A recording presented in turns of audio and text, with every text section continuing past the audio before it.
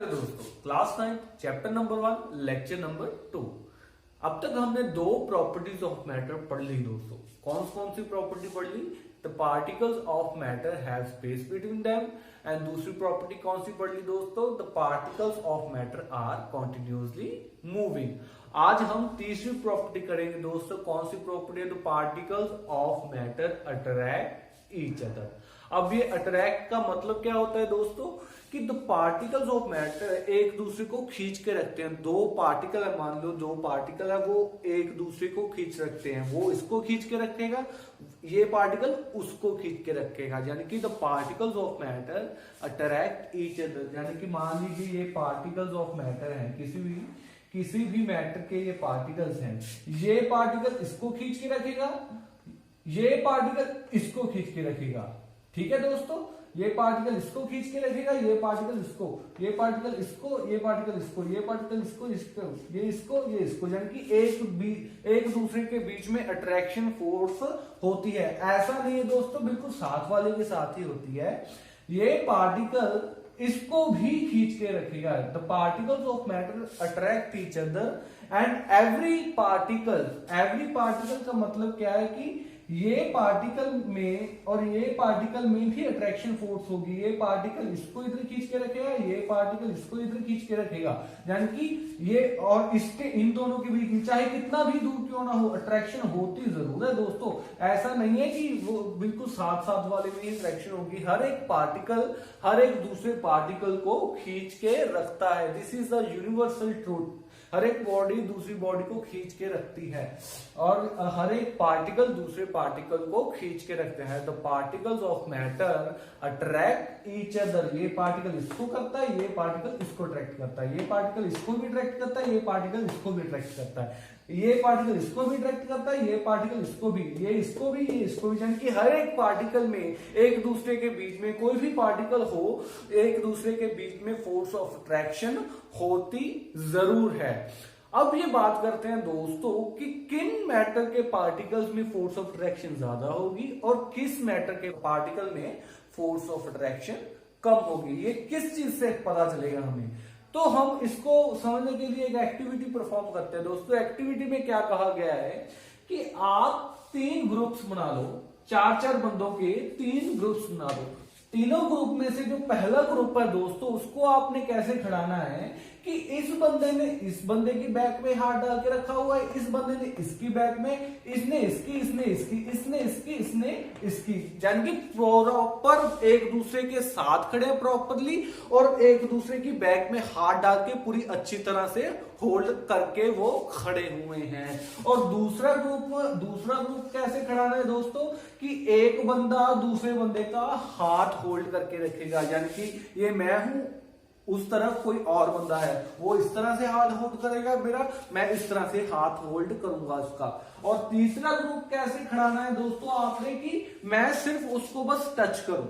यानी कि मैं सिर्फ उसकी बॉडी को या उसके हाथ को बस टच करके रखूं। मैं इसको ऐसे टच करके रखूंगा, वो मुझको ऐसे टच करके रहेगा। तो आप क्या ऑब्जर्व कर रहे हो इसमें कि इसमें जो डिस्टेंस है दो बॉडीज के बीच में, दो बंदों के बीच में, इसमें जो डिस्टेंस है सबसे कम है, इसमें थोड़ा ज्यादा है, इसमें सबसे ज्यादा है, इसमें सबसे कम, इसमें सबसे ज्यादा। तो आप एक शैतान छोड़ दीजिए, शैतान बच्चा छोड़ दीजिए, उसको कहिए कि इनको तोड़ना है। इन 4 बंदों के ग्रुप को आपको तोड़ना है कि इनके बीच का जो बॉन्ड है या इनके बीच की जो अट्रैक्शन फोर्स है उसको तोड़ना है। तो वो इंसान जो वो शैतान जो आपने शैतान बच्चा या शरारती बच्चा छोड़ा हुआ है, वो इस ग्रुप को जल्दी से तोड़ देगा, सबसे पहले तोड़ देगा। इस ग्रुप को थोड़ा सा मुश्किल होगी उसको तोड़ने में, और ये ग्रुप थोड़ा सा हो सकता है उससे टूटे ही ना, या बहुत मुश्किल से उससे टूटेगा। इसका मतलब क्या है दोस्तों कि जितना ज्यादा डिस्टेंस होगा दो बॉडीज के बीच में, जितना ज्यादा डिस्टेंस होगा उतना ही आसान उसको तोड़ना होगा। जितना कम डिस्टेंस होगा दोस्तों उतना तोड़ना उनको मुश्किल होगा। यानी कि हमें क्या पता चला इस एक्टिविटी से कि अगर दो पार्टिकल्स के बीच में डिस्टेंस ज्यादा है तो उनमें अट्रैक्शन फोर्स कम है। अगर दो पार्टिकल्स के बीच में डिस्टेंस कम है तो उनमें अट्रैक्शन फोर्स ज्यादा है। तो हमें यह भी पता चल गया कि अट्रैक्शन फोर्स किन में ज्यादा होगी, जिनमें पार्टिकल्स नजदीक नजदीक हैं, जिस मैटर के पार्टिकल्स नजदीक नजदीक हैं उनमें अट्रैक्शन फोर्स ज्यादा होगी, और जिस मैटर के पार्टिकल्स दूर दूर हैं उनमें अट्रैक्शन फोर्स कम होगी और उनको तोड़ना भी आसान होगा। अगली एक्टिविटी की तरफ मूव करते हैं दोस्तों। अगली एक्टिविटी में क्या कहा गया है कि आपके पास 3 ऑब्जेक्ट्स होने चाहिए। कौन कौन से ऑब्जेक्ट्स? एक चौक, एक आयरन नेल और तीसरा रबर बैंड। तीनों ऑब्जेक्ट्स में से कौन सा ऑब्जेक्ट तोड़ना आसान है और कौन सा ऑब्जेक्ट तोड़ना मुश्किल है, ये ही एक्टिविटी में पूछा गया है। मान लीजिए आपके पास 3 ऑब्जेक्ट्स हैं। कौन कौन से? एक चौक, एक आयरन नेल एंड एक रबर बैंड। तो आप क्या चीज ऑब्जर्व करोगे दोस्तों? मान लीजिए आपको चौक तोड़ने की कोशिश करोगे। सबसे पहले तो आप चौक को ऐसे करोगे, वो टूट जाएगा, यानी कि ऐसे हाथ से पकड़ के ऐसे करोगे, हाथ से ही वो टूट जाएगा। आप उसको टेबल पे रखोगे, हथौड़ा मारोगे उसके ऊपर, पहले हथौड़े में ही उसका पाउडर बन जाएगा। इतनी आसानी से हम चौक को तोड़ सकते हैं। और दूसरी चीज क्या है? Iron nail. आयरन नेल को अगर हाथ से तोड़ने की कोशिश करोगे तो हो सकता है उंगलियां टूट जाएं, आयरन नेल ना टूटे, तो कोशिश भी मत करना दोस्तों। आप हथौड़े से तोड़ने की कोशिश करोगे तो पहली बार में तो हथौड़े से भी आयरन नेल नहीं टूटेगी, यानी कि as compare to chalk iron nail is so strong, बहुत ज्यादा स्ट्रॉन्ग है। और तीसरी बात करते हैं रबर बैंड की दोस्तों। रबर बैंड को अगर हथौड़े से मारकर तोड़ने की कोशिश करोगे तो हो सकता है वो ना टूटे, लेकिन हाथों से खींचकर वो टूट जाएगी। तो इन तीनों चीजों में ऐसा क्यों हुआ कि किसी चीज को तोड़ना मुश्किल है और किसी चीज को तोड़ना आसान है? तो प्रीवियस एक्टिविटी में हमने क्या कहा था कि जितनी ज्यादा पार्टिकल्स के बीच में फोर्स होगी उतना ज्यादा उनको तोड़ना मुश्किल होगा, जितनी कम फोर्स होगी उतना तोड़ना आसान होगा। तो ऑब्वियसली इनमें, इस आयरन नेल में क्या होगा? force of attraction between the particles of matter is maximum in iron nail, यानी कि आयरन नेल के पार्टिकल्स के बीच में फोर्स ऑफ अट्रैक्शन सबसे ज्यादा है, इसीलिए इसको तोड़ना सबसे ज्यादा मुश्किल है। चौक के पार्टिकल में क्या है दोस्तों? अट्रैक्शन फोर्स सबसे कम है, इसलिए तोड़ना सबसे आसान है इसको। चौक के पार्टिकल को हथौड़ा मारोगे तो पाउडर ही बन जाएगा, उसको सबसे आसान चौक को तोड़ना है। इसका अब क्यों है दोस्तों ये फोर्स ऑफ अट्रैक्शन कम या ज्यादा क्यों है? इसका कारण ये है दोस्तों, इसके पहला कारण तो हम पीछे पढ़ा, कौन सा कारण था कि डिस्टेंस बिटवीन 2 पार्टिकल्स, यानी कि इंट्रा पार्टिकल डिस्टेंस। 2 पार्टिकल्स के बीच में जो जितना ज्यादा डिस्टेंस होगा उतनी फोर्स ऑफ अट्रैक्शन कम होगी, ज्यादा डिस्टेंस फोर्स ऑफ अट्रैक्शन कम। और दूसरा कारण क्या है दोस्तों? दूसरा कारण ये है कि किन चीजों के ये पार्टिकल्स हैं। The force of attraction of particles depends on the nature of particles. ये किस चीज के पार्टिकल्स हैं? ये चौक के पार्टिकल्स हैं।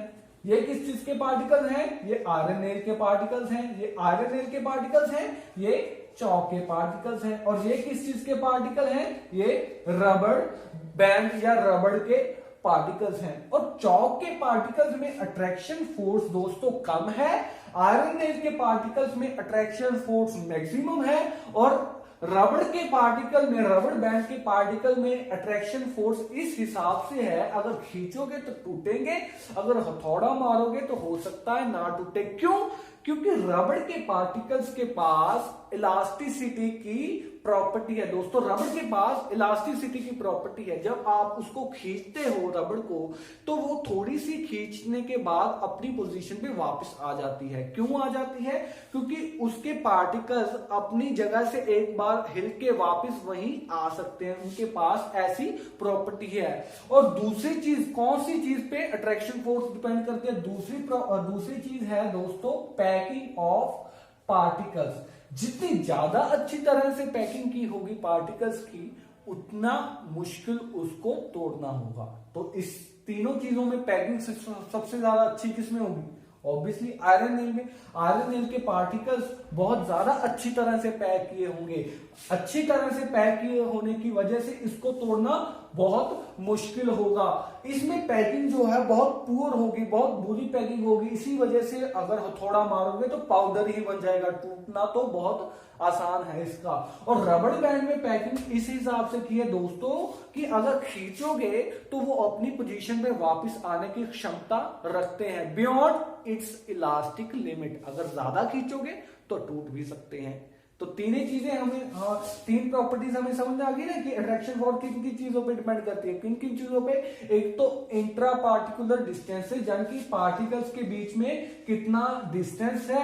दूसरी कौन सी प्रॉपर्टी है कि पैकिंग कितनी ज्यादा अच्छी है, अच्छी पैकिंग पार्टिकल्स की ज्यादा अट्रैक्शन फोर्स, यानी कि ज्यादा अच्छी पैकिंग ज्यादा अट्रैक्शन फोर्स हो। तीसरी प्रॉपर्टी कौन सी है कि नेचर ऑफ पार्टिकल, जितना ज्यादा अट्रैक्शन वाला नेचर होगा उतना ज्यादा उसको तोड़ना मुश्किल होगा। चौक के पार्टिकल्स को तोड़ना आसान है क्योंकि इसके जो चौक के पार्टिकल्स का नेचर है और जो लोहे के पार्टिकल का नेचर है वो डिफरेंट है। चौक के पार्टिकल्स के नेचर में क्या है कि उनमें अट्रैक्शन फोर्स कम होती है। आयरन नेल के पार्टिकल का नेचर क्या है कि उनमें अट्रैक्शन फोर्स ज्यादा होती है। तो चौक के पार्टिकल्स को तोड़ना मुश्किल है, आसान है as compare to iron nail particles. तो तीन चीजों पे डिपेंड करती हैं। कौन कौन सी चीजें, इंट्रा पार्टिकुलर डिस्टेंसेस, दूसरा कौन सी चीज है कि नेचर ऑफ पार्टिकल, और तीसरी कौन सी चीज है द पैकिंग ऑफ पार्टिकल्स। तो तीनों चीजें आपके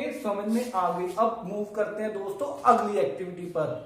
अगली एक्टिविटी में क्या कहा गया है दोस्तों कि आपके पास मान लीजिए कोई पानी का बीकर है या पानी का कोई भी यूटेंसिल भरा हुआ है, उसमें आप क्या कीजिए, पानी को काटने की कोशिश कीजिए, नाइफ से काटने की कोशिश कीजिए या अपने हाथ से काटने की कोशिश कीजिए।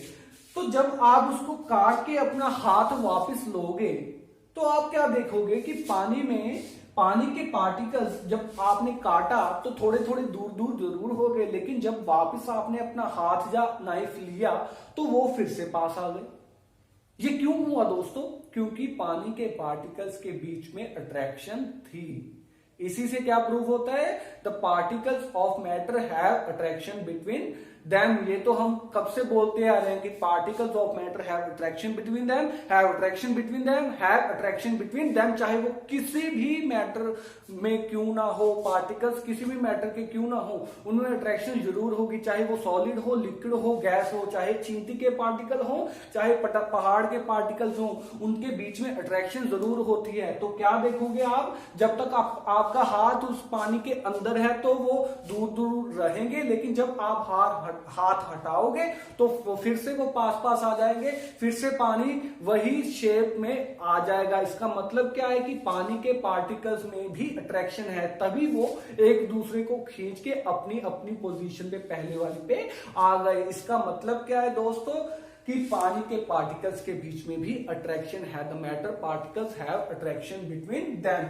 तो हमने तीनों प्रॉपर्टीज पढ़ ली दोस्तों। कौन कौन सी प्रॉपर्टी? पहली प्रॉपर्टी में हमने क्या कहा था कि पार्टिकल्स के बीच में थोड़ा बहुत गैप होता है, थोड़ी बहुत स्पेस खाली होती है। दूसरी प्रॉपर्टी में हमने क्या कहा था कि particles of matter are continuously moving, वो हमेशा मूव करते रहते हैं, किधर इधर उधर जाते रहते हैं। और तीसरी प्रॉपर्टी में हमने क्या पढ़ा? सारे पार्टिकल्स के बीच में अट्रैक्शन फोर्स होती है, वो एक दूसरे को अट्रैक्ट करके रखते हैं।